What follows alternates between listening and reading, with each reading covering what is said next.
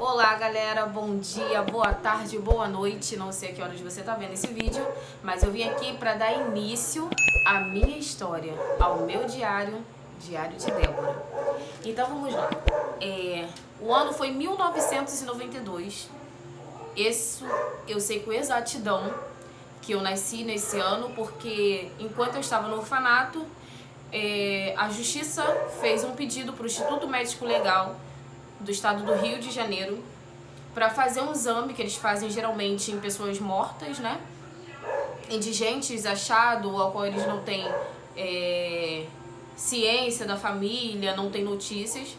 Então eu fui levada a esse Instituto Médico Legal para poder fazer esse exame que se chama densiometria óssea, que é para saber qual é a idade, né, que aquele ser, aquele defunto, ou eu no meu caso, que como não tive pai, não tive mãe, não tinha documentação, fui criado em orfanato, eu até os meus 16, 17 anos eu não tinha documentação.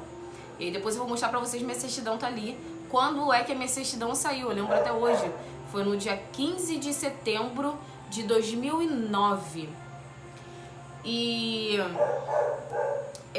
eu fiz esse exame.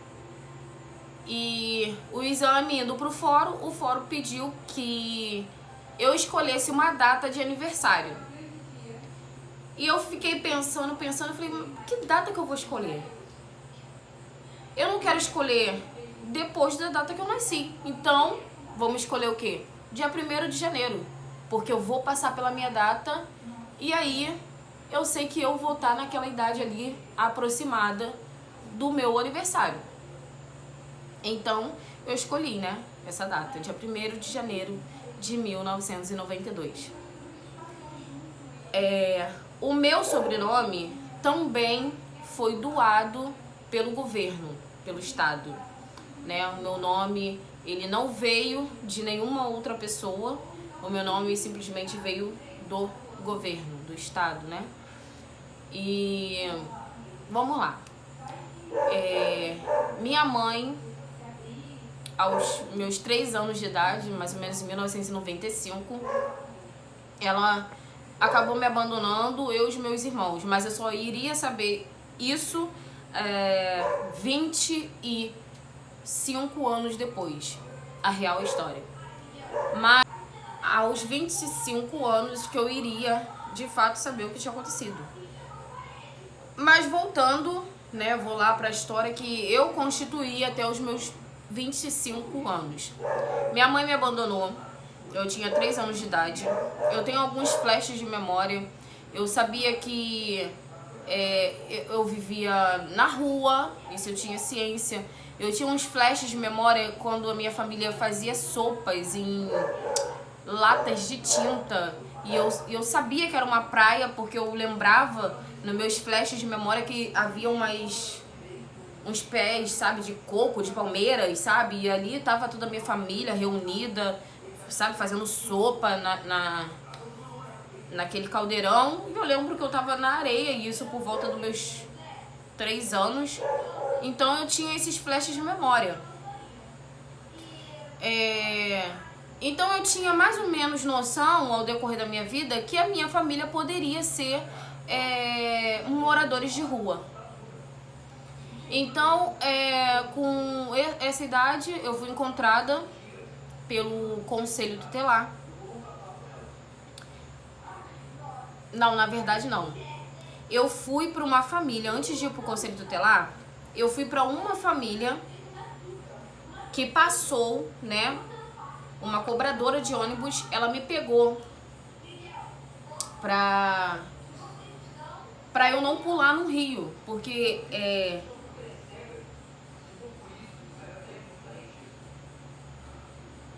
corta. Galera, o telefone deu uma pane, esquentou, desligou e aí a gente teve que reiniciar.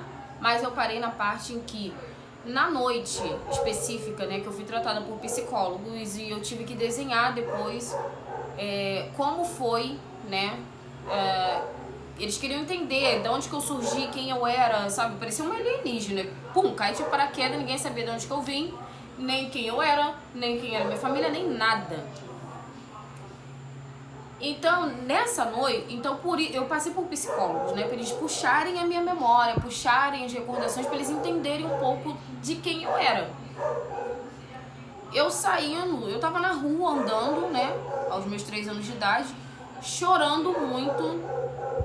E eu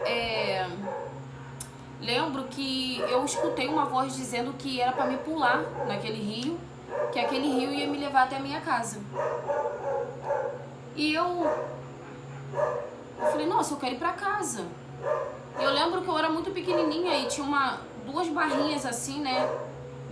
O que separava eu daquele valão, daquele rio, eram só aqueles 2 mármores de concreto, né?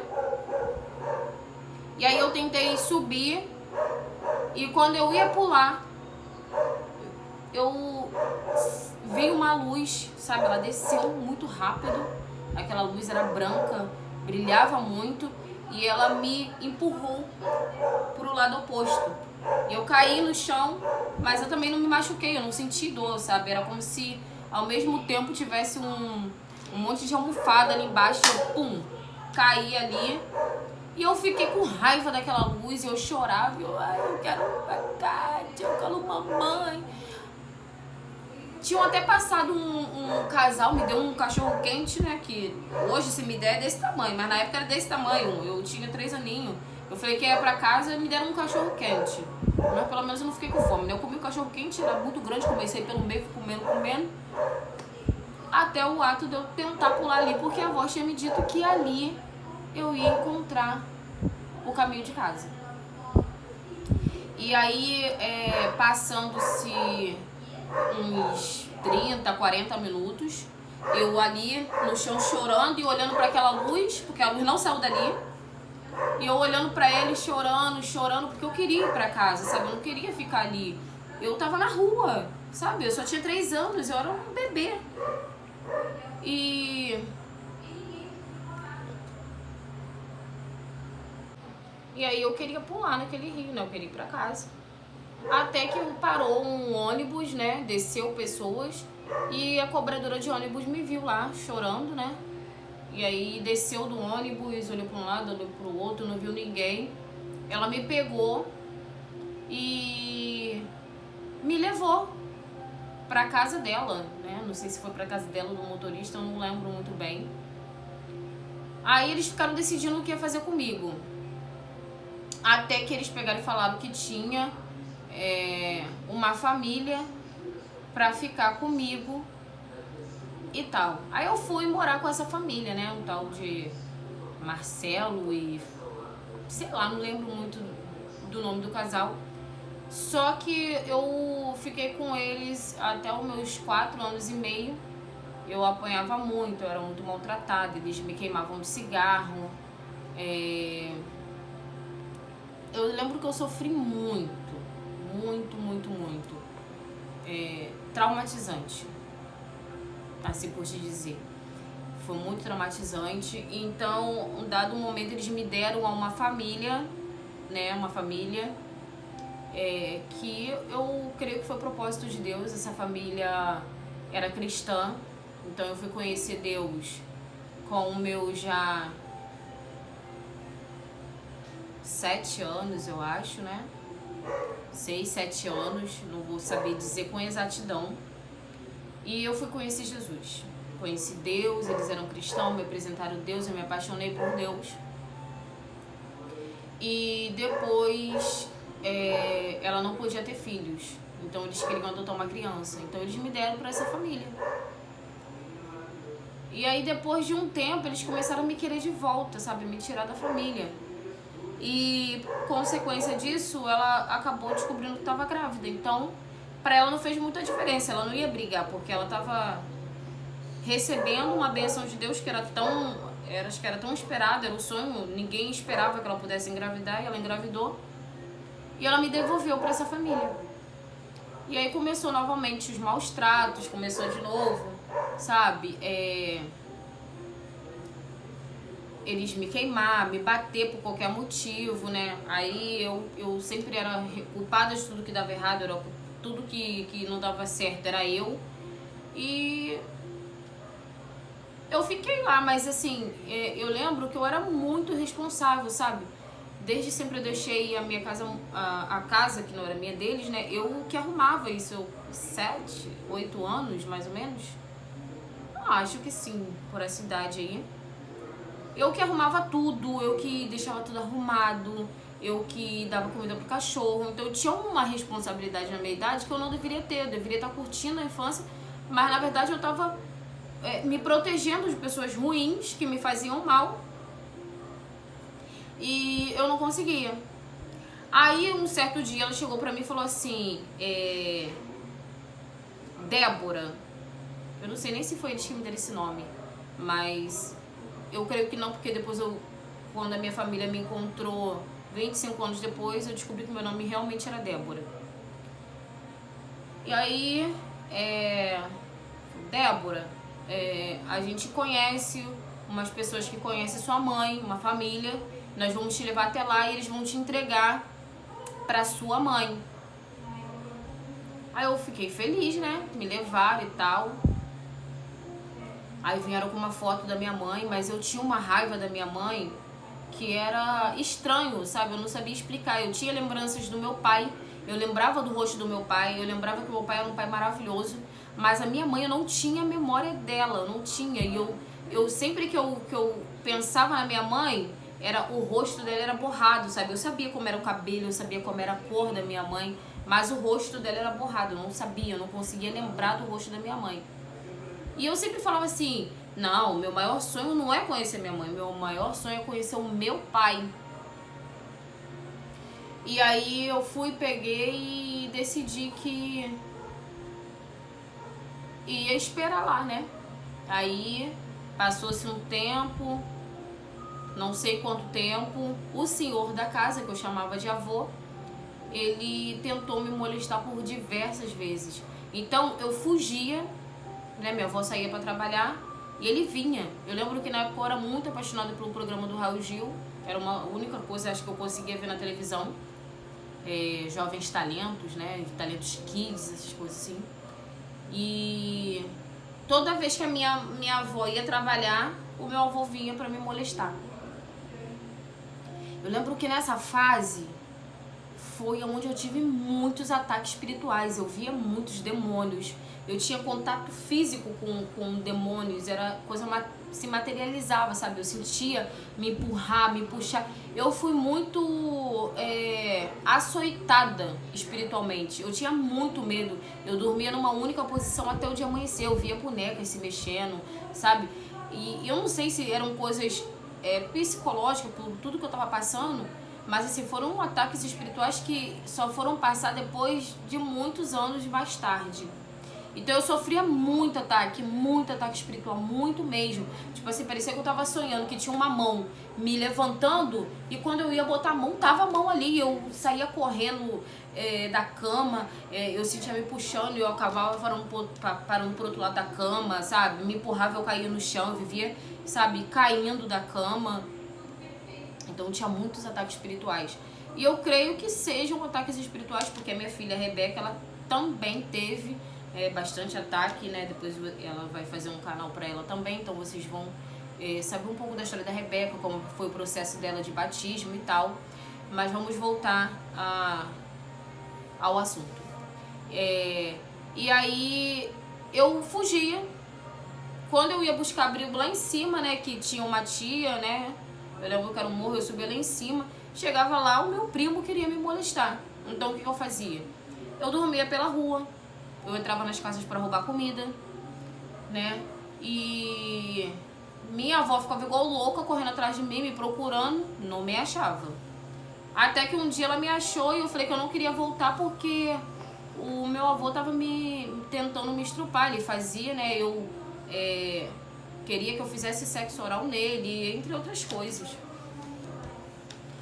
Eu já acordava com ele abrindo as minhas pernas, sabe? E foi bem traumatizante. Hoje eu consigo falar com bastante clareza sobre isso. Eu decidi fazer esse canal porque eu estava entrando num estado de depressão por conta da minha história, de toda a minha trajetória, de tudo que eu, sabe, eu tentei e tento conquistar, e às vezes eu fico frustrada por não conseguir chegar aonde eu quero chegar. E aí eu decidi compartilhar minha história. E aí, um belo dia ela me encontrou, eu contei pra ela e ela simplesmente me bateu. Me bateu. Eu tinha um amigo lá, né? Era um adulto. E tinha uma amiga também, que era uma senhora, que eu trançava o cabelo dela. Eu gostava de trançar, ela tinha um cabelo longo, branco, sabe?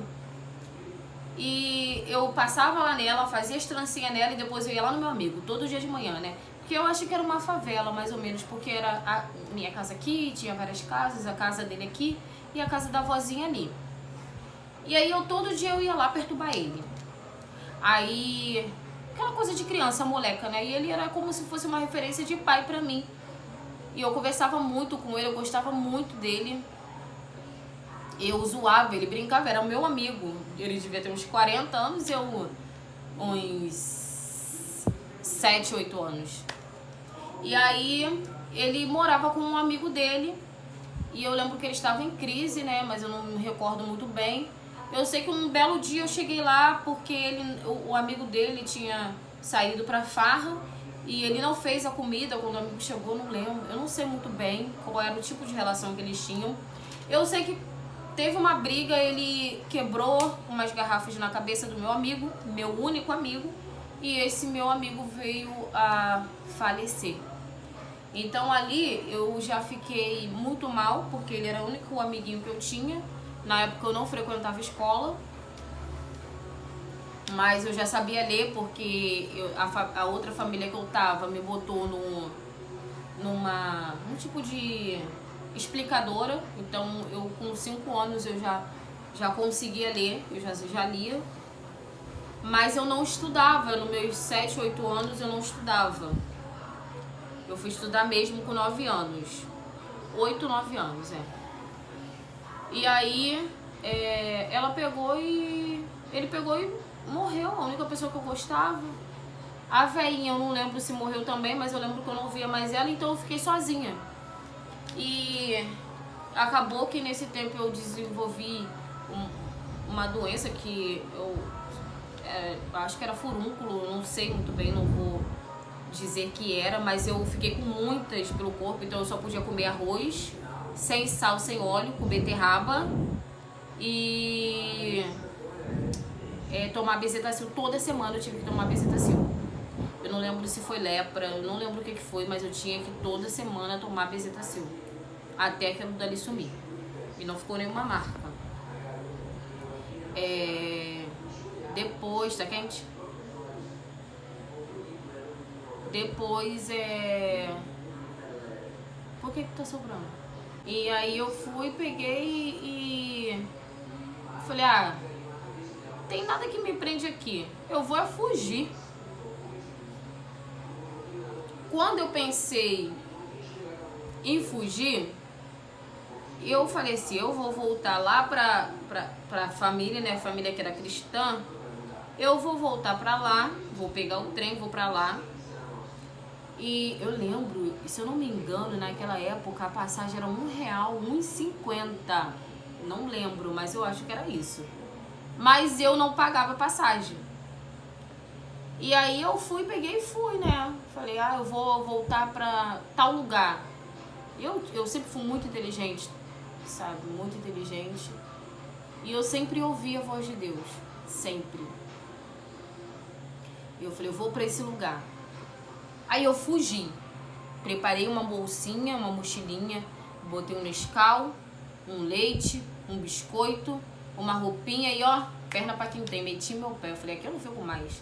Um tenta isso, o outro tenta aquilo, apanho daqui, apanho de lá. Meu Deus, o que eu fiz pra merecer tanto isso? Não, eu vou me embora. Peguei e fui embora.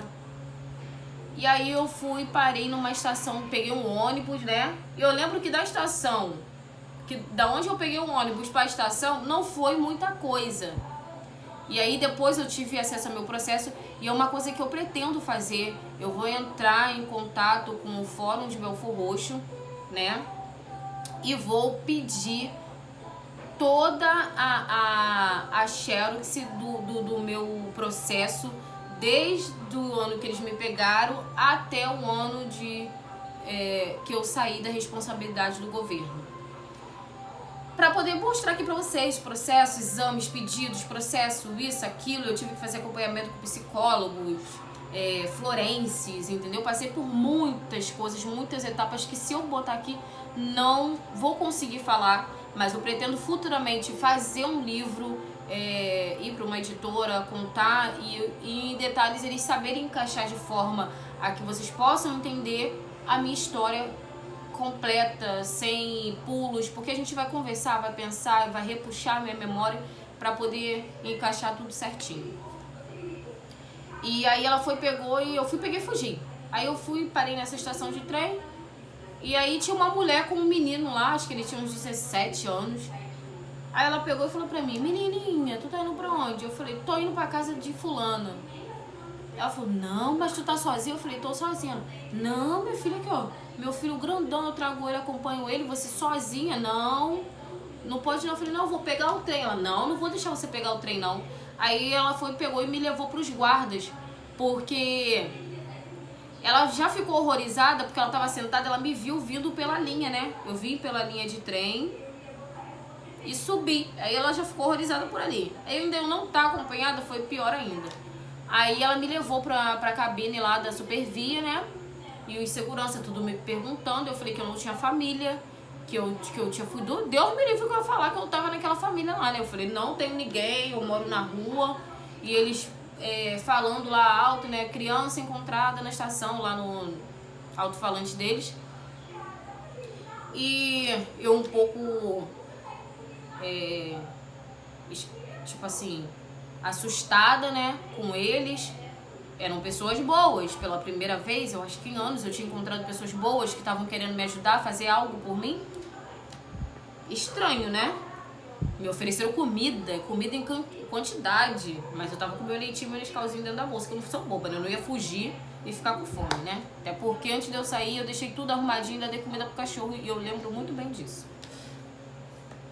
Aí, tá bom. Aí, eu pensando cá comigo, né? Eu já falei pra eles que eu não tenho ninguém. Por que eles ainda estão falando no alto-falante? E eles ficaram, acho que anunciaram numa rádio local e nada, graças a Deus.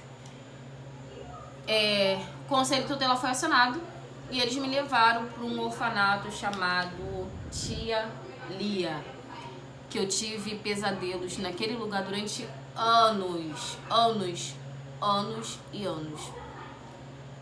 Eu lembro que eles tinham uma estrutura boa, mas era dividido, sabe? Era uma hierarquia. Embaixo o pessoal se lascava, em cima o pessoal tinha uma vida um pouco melhor. Eu não vou contar detalhes agora, mas quem quiser saber mais sobre o orfanato da Tia Lia, eu vou fazer um vídeo especificamente dos dias e do tempo que eu passei lá, tudo que eu passei, os maus tratos, como foi, os educadores que não são instruídos, não tem treinamento para isso. Que como educadores, eu acho que eles deveriam ter pelo menos uma formação de professores, ter um pouco de entendimento de pedagogia e não simplesmente pegar uma pessoa, ela fazer um processo seletivo e achar que é capaz ou ser contratada por ciclano, fulano.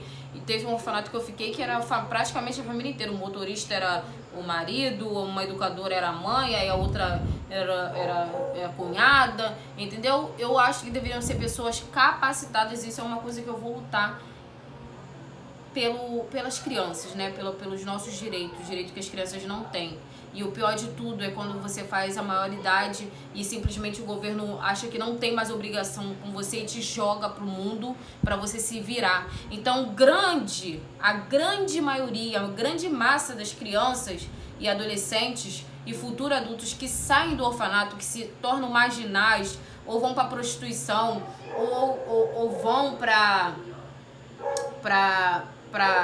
a vida ilícita, pro roubo, né? São pessoas que foram acolhidas pelo governo, muitas delas sofreram demais, né? Porque esses orfanatos são cruéis.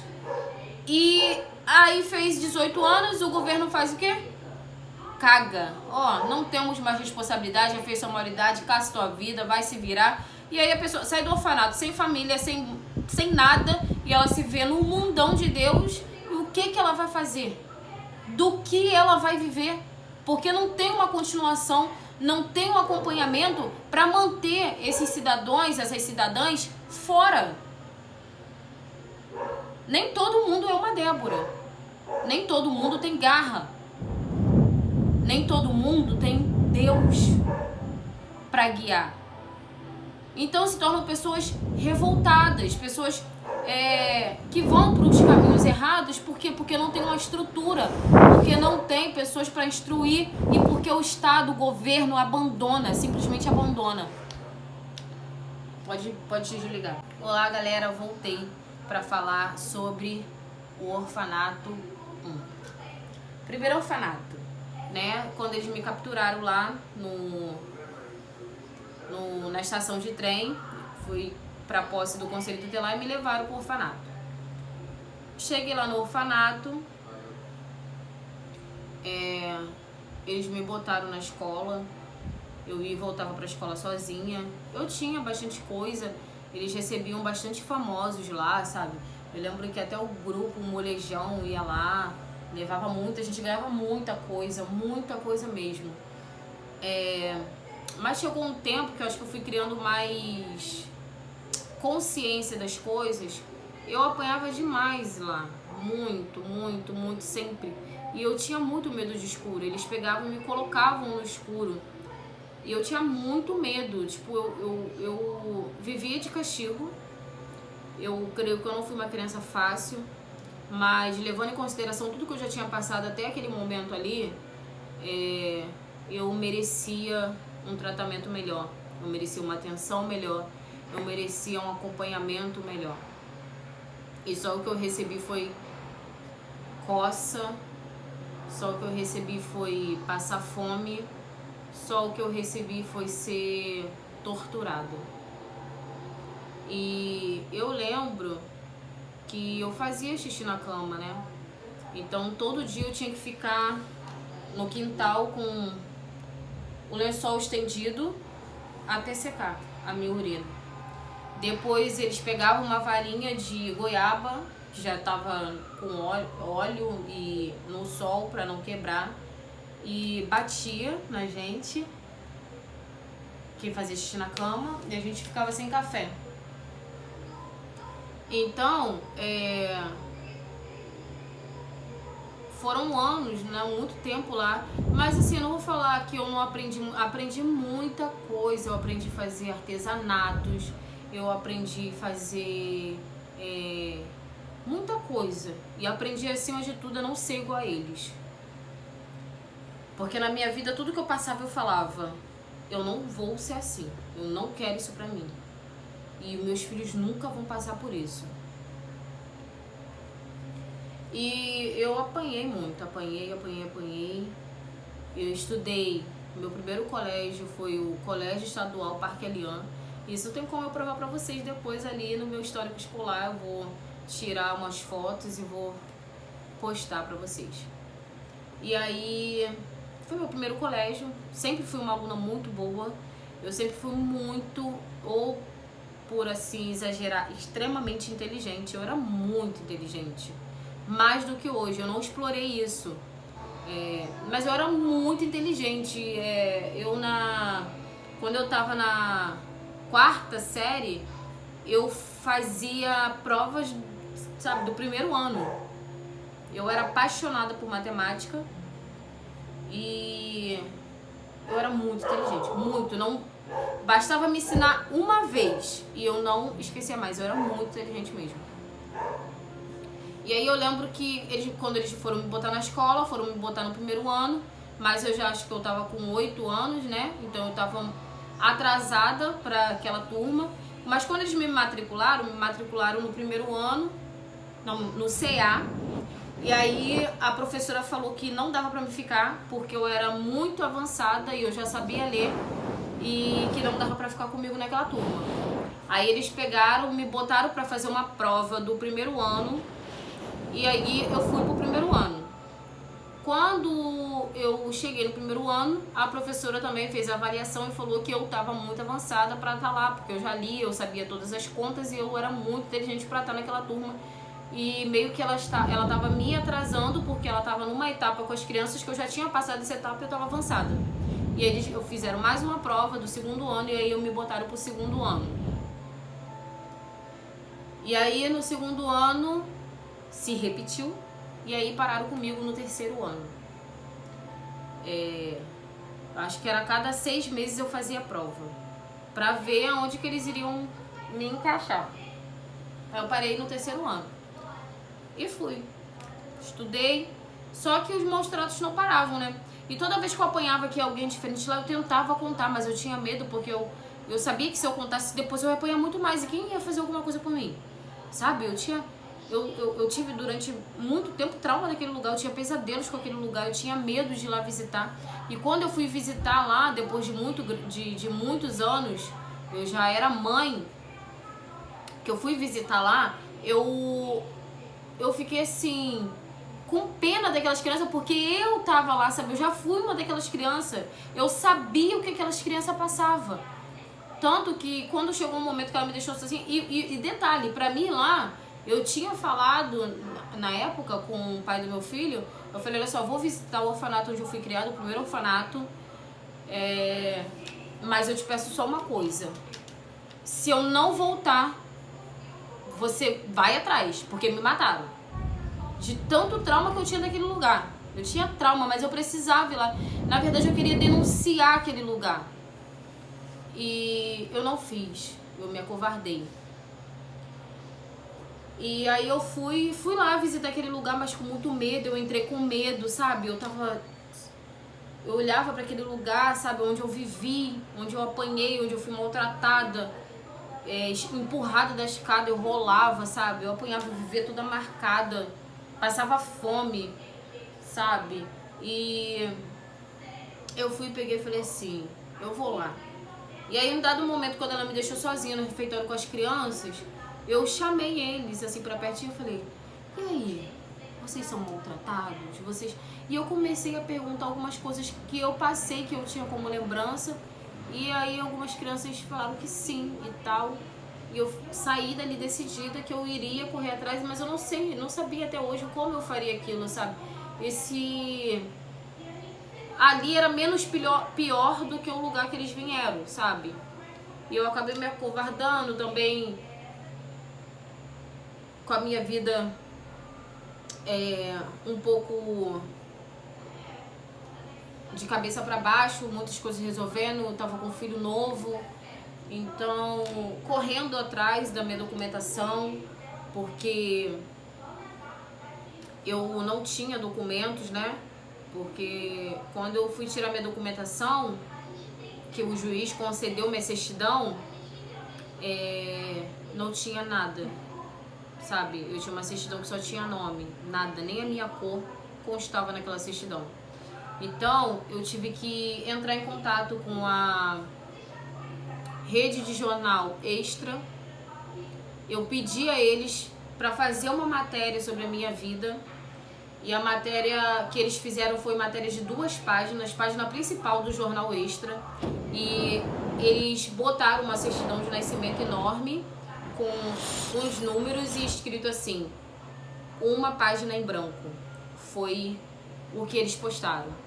Falando da minha história, eles pesquisaram por trás, visitaram o orfanato atual, que foi o último que eu saí e tal, viram que a minha história era verídica e fizeram essa reportagem. Eu acabei fazendo vários comerciais fiz Rede Boas Nova, Band, Record, tudo atrás de mim para poder vender a minha história, né? Que a minha história vende. Então eu vou ver se eu consigo recuperar essa página, né? Essa matéria que saiu sobre a minha história, para mim poder estar mandando para vocês o link, para vocês abrirem lá e ler essa reportagem. E também eu fiz vários comerciais de criança desaparecida, fiz muita coisa, né? Muita campanha, só que eu tive que dar um tempo porque O meu companheiro, que era o pai do meu filho, ele era muito mais velho do que eu. E eu era uma de menor, eu tinha 17 anos. E, consequentemente, quando eu comecei essa jornada, eu tava grávida. E eu não sabia, eu acabei descobrindo que tava grávida. E eu tava entrando em contato com alguns advogados também, porque eu queria entrar com uma ação judicial contra o Estado, pelo que eles fizeram comigo, né? De não me conceder até os meus 17 anos uma certidão. E isso impediu que eu tivesse muita coisa, porque o último orfanato que eu fiquei, ele não era gestado pelo Brasil, ele era gestado pela Alemanha. E lá a gente tinha muita oportunidade, sabe? As meninas participaram de muitas coisas, sabe? Projetos, Meninos Apostos, projeto da Petrobras, muita coisa. As meninas viajavam para a Alemanha, estudaram em colégios caríssimos aqui do Brasil, porque o João Johannes Niemeyer, que é o dono, sócio fundador da Avicres, Associação Vida no Crescimento da Solidariedade. Vocês podem estar indo lá consultar no Facebook, tá? Avicres é um projeto social gestado pela Alemanha. E aí eu com aquela coisa ali, né, sem documentação, simplesmente perdi várias oportunidades. Eu queria, na época, fazer faculdade fazer faculdade não, eu queria entrar na FATEC, fazer o meu ensino médio na FATEC, e eu não pude entrar. Eu cheguei lá, fiz a visita, fiz tudo, porque eles sempre exploraram isso, que eu era muito inteligente, eu sempre gostei muito de estudar. Até hoje, eu passo mal se eu não estudar, eu tenho que estudar. E aí, eles pegaram e me levaram, conheci a FATEC e tudo, mas não tinha documentação para prosseguir, né? No estatuto do ECA, eu tenho direito e nada pode impedir que eu estude.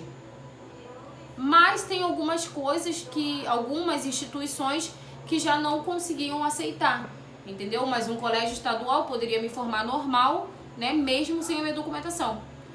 E eu vou mostrar pra vocês depois também o meu certificado, ele do ensino fundamental, ele não tem nada, sabe? Ele só tem meu nome, não tem data de nascimento, não tem nome de pai, não tem nada.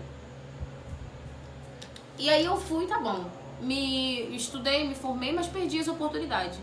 E aí quando eu tava pra entrar com um processo judicial contra o Estado do Rio de Janeiro e a comarca de Belford Roxo,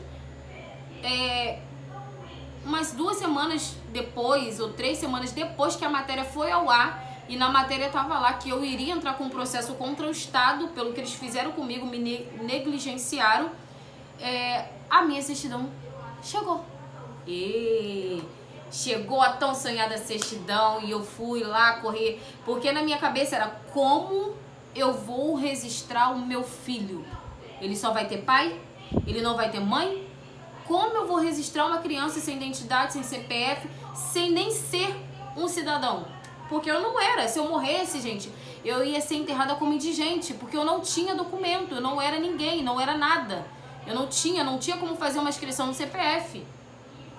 Então, a minha preocupação era essa: meu Deus, eu vou ter um filho, e agora? Mas a certidão saiu antes dele nascer, e eu fui lá, tirei meus documentos, falei: agora eu sou cidadã, agora eu sou brasileira, eu sou carioca, agora eu sou conhecida pelo sistema, né? O sistema brasileiro. Sou cidadã, vou votar. Aí fui, né, toda empolgada na minha primeira votação, e foi muito bom ter. E aí eu fui desistir, falei: já que a minha certidão saiu, meu intuito era minha certidão, não era ganhar dinheiro fácil, eu desisti da ação, pedi para as redes, né, que estavam me ligando o tempo todo, querendo fazer matéria, fazer as coisas, que eu não iria mais dar entrevista, eu não iria fazer mais nada, porque eu estava num momento muito frágil, eu estava grávida, e eu não estava podendo ficar, porque às vezes eu tinha que me deslocar.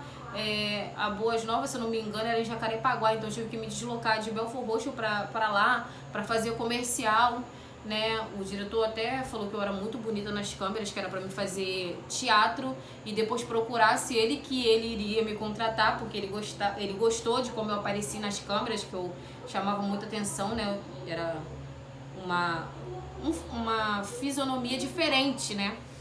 E aí eu falei: pode ser, mas não gosto dessas coisas não, meu negócio mesmo é enfermagem, eu sou apaixonada por enfermagem. amo geriatria e amo neonatologia. Meu sonho é fazer medicina e ser neurocirurgiã.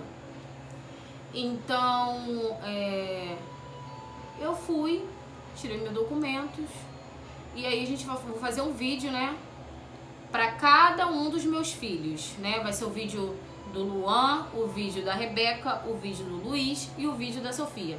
São os meus 4 filhos que eu ganhei como presente de Deus para constituir a minha família, né? Que nós nos conhecemos como família Peixoto.